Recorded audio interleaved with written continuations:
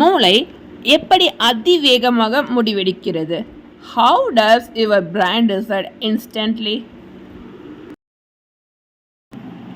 வணக்கம், நான் சௌமியா. நாம் நினைப்பதை காட்டிலும் மூளை அதிவேகமாக முடிவுகளை எடுக்கக்கூடியதாக இருக்கு. குறிப்பாக அந்த தருணங்கள்ல எல்லாம் இதற்கு முன்னால் இருக்கக்கூடிய நரம்பியல் நிபுணர்கள் மூளை குறிப்பாக இந்த புலன் உணர்வு சார்ந்து, அதாவது நம்ம உடல்ல உணரக்கூடிய இந்த வெப்பம், குளிர்ச்சி, இந்த மாதிரியான ஐம்புலன்கள் சார்ந்துமே நம்ம உணரக்கூடிய விஷயங்களாக இருக்கலாம். இது எல்லாமே மூளையோட செயலாக்க பகுதி. குறிப்பாக இது வேகமாக செயலாக்கக்கூடிய ஒரு சிந்திக்கக்கூடிய தன்மை கொண்ட இந்த பகுதியில் S1 என்பது என்ன அப்படின்னா முதன்மை உடல் உணர்வு பூரணி பகுதி. இதற்கு தான் தகவல் கடத்தும். அதாவது இந்த புலன் சார்ந்த உணர்வை முதல்ல கடத்தக்கூடியது மூளையோடைய முதன்மை முன்மண்டல பூரணி பகுதிக்கு தான் தகவல் கடத்தும். அதாவது இது என்ன அப்படின்னு பார்த்தோம்னா சொமேட்டோ சென்சரி கார்டெக்ஸுக்கு தகவல் கடத்தக்கூடியதாக இருக்கும். ஆனால் இது அவங்க என்ன நினச்சாங்கன்னா முன்னாடியில் ஒரு வழி பாதையின் மூலமாக அது S1 ரீச் ஆகிடும். அப்படித்தான் அந்த முடிவுகள் எடுக்கப்படுது அப்படின்னு நினைத்து கொண்டிருந்தனர். ஆனால் இப்போ நிகழ்த்திய ஆய்வின்படி இவர்கள் ஒரு புது விஷயத்தை கண்டறிந்துள்ளனர். என்ன அப்படின்னா நம்ம உணரக்கூடிய தன்மை, இப்போ ஒரு குளிர்ச்சியாக இருக்கலாம் அல்லது ஒரு குளிர்பதம் நம்ம உணர்கிறோம் அப்படின்னா ஒரு குளிர்ச்சியும் ஒரு ஈரப்பதம் ரெண்டுமே கலந்துருக்கு அப்படின்னா அது ஒரு மழைப்பொழிவை குறிக்கக்கூடியதாக இருக்கும். அப்போ மழைப்பொழிவு அப்படிங்கிறது நம்ம இது மட்டுமே நம்ம இது பண்ண மாட்டோம், நமக்கு மண் வாசனையும் சேர்ந்து வரும். அப்போ மண் வாசனையும் வராத தருணத்தில் குளிர்ச்சியுடன் ஏற்படக்கூடிய அந்த ஒரு ஈரப்பதம் அது நமக்கு ஒரு வித்தியாசமான ஒரு உணர்வை ஏற்படுத்தும். அப்போது ஒரு குளிர்ச்சி மட்டும் இருக்கா, இல்லை வெளியே மழைப்பொழிவும் இருக்கா? அப்போ குளிர்ச்சி மட்டும் இருந்துச்சுன்னா நம்ம அதற்கு ஏற்ற மாதிரி என்ன பண்ணுவோம்னா ஸ்வெட்டர் நம்ம யூஸ் பண்ணுறதுக்கு நம்ம எடுத்து வைக்கணும். மழைப்பொழிவு இருக்குது அப்படின்னா நம்ம வெளியே போகிறதுக்கு கொடை தேவை, இல்லைன்னா ரெயின் கோட், இந்த மாதிரியான விஷயத்தை நம்ம எதிர்பார்த்து இருப்போம். இதே அடுத்து என்ன அப்படின்னா இப்போ மழைப்பொழிவு வருது அப்படின்னா நம்ம வெளியே இப்போ வெளியில் ஒரு பொது இடத்துல இருக்கோம் அப்படின்னா நம்ம ஒரு பாதுகாப்பான ஒரு இடத்த நோக்கி நம்ம போகணும். அப்போ நம்ம மரத்துக்கு கீழே தங்குவதாக இருக்கலாம். நிற்பது நலமா அப்படின்னா மரத்துக்கு கீழே மழை பொழியும் போது நம்ம நிற்கக்கூடாது.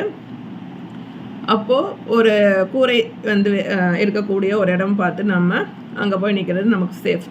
இப்போது ஒரு பாதுகாப்பான விஷயம் சார்ந்தும் சரி, நம்ம தற்காத்து கொள்வதற்கு ஏற்றார் போன்ற விஷயங்களையும் நம்ம மூளை முடிவெடுக்கக்கூடிய சூழலுக்கு தள்ளப்படும். இது எல்லாமே உணர்வு ரீதியாகத்தான் கடத்தப்படும். அதுவுமே முன்மண்டல புறணிக்கு தகவல் கடத்தப்படுகின்றது.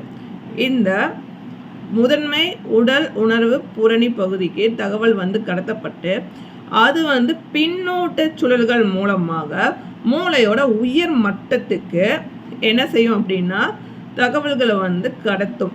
அதாவது மின்வேதி சமிக்ஞைகளை நரம்பியல் கடத்தி மூலமாக பின்னூட்ட சுழல்கள் வாயிலாக கடத்துகின்றது. ஸோ அப்படி கடத்தி மறுபடியும் என்ன செய்யும் அப்படின்னா இப்போ வெவ்வேறு பகுதிகளை இப்போ மின்வேதி சமிக்ஞைகள் மூலமாக தகவல் கடத்தப்பட்டிருக்கும் இல்லையா, அது எல்லாத்தையும் ஒருங்கிணைத்து மறுபடியும் புறணி பகுதிக்கு அனுப்பும். அப்போ இறுதியாக முடிவுகள் மேற்கொள்ளப்படும். இது எல்லாமே ரொம்ப மிக மிக குறைந்த வேகத்தில், மிக மிக குறைந்த நேரத்தில், அதிவேகத்தில் அதிக செயல்திறனில் இந்த முடிவுகளை மூளை ஏற்படுத்துகின்றது. அதுவே ஒரு இன்னொரு உதாரணத்துக்கு என்ன சொல்லலாம் அப்படின்னா ஒரு வெப்பம் ஏற்படுகிறது. இப்போ அந்த வெப்பம் நம்ம உடல் சூடு அந்த வெப்பத்தை நம்ம உடலை தாங்கிக் கொள்ள முடியுமா, இல்லை அதிக அளவு வெப்பநிலை அப்படின்னா நம்ம இம்மாதிரியான இடத்துல இருக்கணும், அது நமக்கு எப்படி பாதுகாப்பை ஏற்படுத்தும்? இது எல்லாத்தையும் உறுதி செய்வதற்கு நம்மை ஒரு சிறந்த முடிவுகளை எடுப்பதற்கு காரணமாக இருப்பது மூளையோட அதிவேகமான செயல்திறன் தான்.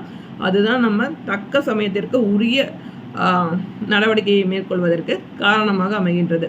இதற்கு மூளையில் பல்வேறு பகுதிகள் காரணமாக இருக்குது. ஒரு தகவல் பரிமாற்றத்துக்கு ஒரு குறிப்பிட்ட பகுதி மட்டுமே காரணமாக இல்லை அப்படின்னு சொல்கிறாங்க. அதுவும் முடிவுகளை மேற்கொள்வதற்கு பல்வேறு பகுதிகளில் அனுப்பப்பட்ட சமிக்ஞைகள் மூலமாக அந்த தகவல்களை ஒருங்கிணைத்து தான் மூளை இறுதியாக முடிவுகளை மேற்கொள்கின்றது என்று இப்போ புதிதாக கண்டுபிடிக்கப்பட்டிருக்கு. இது என்ன சொல்கிறாங்க அப்படின்னா எலிகளை வைத்து ஆய்வை வந்து மேற்கொண்டிருக்காங்க. அந்த எலிகள் வந்து ஒரு மெய்நிகர் நுண்ணறிவை வந்து கொண்டதாக இருக்குது. என்ன அப்படின்னா, இந்த தகவல் பரிமாற்றத்தின் மூலமாக குறிப்பாக அந்த முதன்மை உணர்வு புறணி பகுதிக்கு வந்து தகவல் வந்து கடத்தி செல்லும் போது, அதாவது இதை வந்து S1 என்று சொல்கிறாங்க. இதற்கு வந்து தகவலை வந்து கடத்தி செல்லப்பட்டு பின்னூட்ட சுழல்கள் மூலமாக மூளையோட உயர்மட்ட பகுதிக்கு தகவல் பரிமாற்றம் நடந்து தான் இறுதியாக முடிவுகள் வந்து எடுக்கக்கூடியதாக இருக்குது அப்படின்னு சொல்லிட்டு இதை பற்றிய ஒரு ஆரம்ப கால சுழற்சியில் இருந்து முடிவுகள் எடுக்கக்கூடிய இந்த இடைவெளி, இதற்கு இடைப்பட்ட இடைவெளியை வந்து இவர்கள் ஆய்வு செய்திருக்காங்க. அதன்படி தான் சொல்கிறாங்க. அதை வைத்து வந்து மனிதர்களுடைய மூளை குறிப்பாக எம்மாதிரியாக வந்து இந்த பின்னூட்ட சுழல்கள் வந்து ஏற்படுகின்றன, இந்த பின்னூட்ட சுழல்கள் ஏற்படுவதனால என்ன விளைவு வந்து ஏற்படும், இது எதனால் வந்து அந்த புறணி பகுதி இந்த பின்னூட்ட சுழல்களை வந்து ஏற்படுத்துகின்றது, இந்த சுழல்கள் எப்படி வந்து உயர்மட்ட மூளை பகுதியை வந்து சென்றடையும், அங்கு இது எம்மாதிரியான விளைவுகளை ஏற்படுத்துது, வெவ்வேறு பகுதிகளில் இருந்து வரக்கூடிய அந்த தகவல்களை எம்மாதிரி இதை வந்து ஒருங்கிணைத்து இறுதியாக முடிவுகள் மேற்கொள்ளப்படுகின்றது. இது தொடர்பாக அனைத்து விஷயங்களையும் வந்து ஆய்வு மேற்கொள்வதாக இருக்கின்றனர். இது ஆய்வை வந்து மேற்கொண்டு இது குறிப்பாக எதிர்காலத்தில் அதுவும் அடுத்த தலைமுறை செயற்கை நுண்ணறிவை வந்து ஒரு திறம்பட இயங்க வைப்பதற்கு ஒரு ஏதுவாக இருக்கும் என்றும் சொல்லப்படுகின்றது. ஆனால் முழுக்க முதல்ல இயற்கை நுண்ணறிவான மனித மூளை எப்படி வந்து சிந்திக்கிறது, எப்படி ஒரு முடிவை வந்து எடுக்கின்றது, அதற்கு பின்னணி என்னவாக இருக்கும், அந்த மூளையோட நரம்பியல் குறியீடு குறிப்பாக இன்னும் என்ன என்பது அது தொடர்பான மொழியை வந்து கண்டறியவே முடியலை. அது என்னவாக இருக்கும் என்பதை வந்து இன்னுமே வந்து சோதனை வந்து செய்து கொண்டிருக்காங்க. அது தெரியும் பட்சத்தில் அதை கிட்டத்தட்ட கண்டறியக்கூடிய தன்மை வரும் தருணத்தில் மிக பெரும் மாற்றம் வந்து ஏற்பட வாய்ப்புகள் அதிகம். இன்னுமே செயற்கை நுண்ணறிவு குறிப்பாக வந்து முடிவுகளை மேற்கொள்வதில் வந்து பிரச்சனைகள் கொண்டதாக இருக்கு.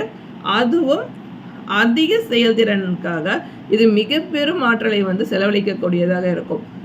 இப்போது இயற்கையே இருக்கக்கூடிய மனித மூளையோட நுண்ணறிவு வந்து அதிக செயல்திறன் கொண்டதாக இருக்குது, ஆனால் குறைந்த ஆற்றல் கொண்டதாக தான் இருக்கும்.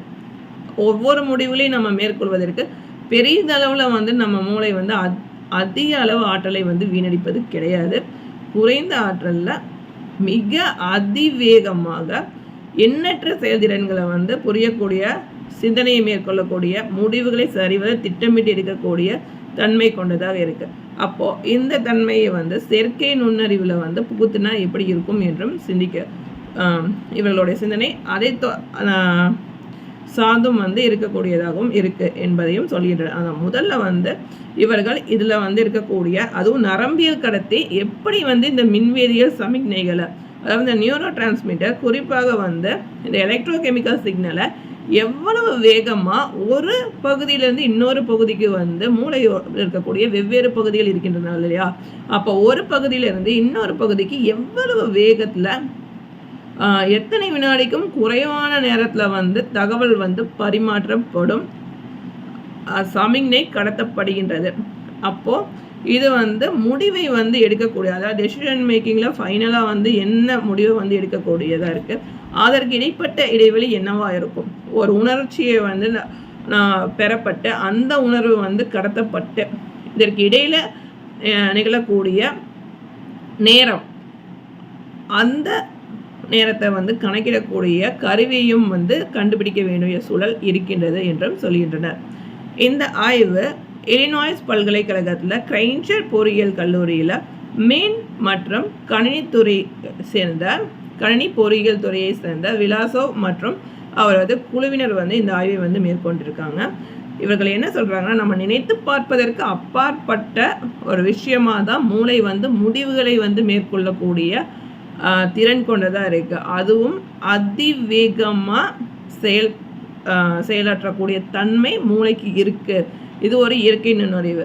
குறிப்பாக 1 மில்லியன் ஆண்டுகால பரிணாம வளர்ச்சியின்பால் ஏற்பட்ட ஒரு விளைவு தான் இந்த இயற்கை நுண்ணறிவு குறைந்த ஆற்றலை பயன்படுத்தி அதிவேகமாக சிந்தித்து செயல்படக்கூடிய தன்மை கொண்டதாக இருக்கின்றது என்றும் சொல்கின்றனர்.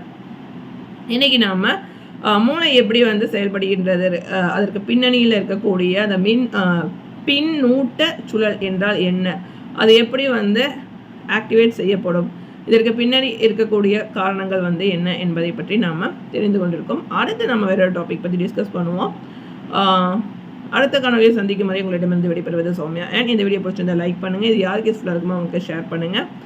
நீங்கள் இது வரைக்கும் சேனலுக்கு சப்ஸ்கிரைப் பண்ணினா மறக்காமல் சேனலுக்கு சப்ஸ்கிரைப் பண்ணிட்டு நோட்டிஃபிகேஷன் பெல் ஐக்கானை கிளிக் பண்ண மறக்காதீங்க. பாய். தேங்க்ஸ் ஃபார் வாட்சிங்.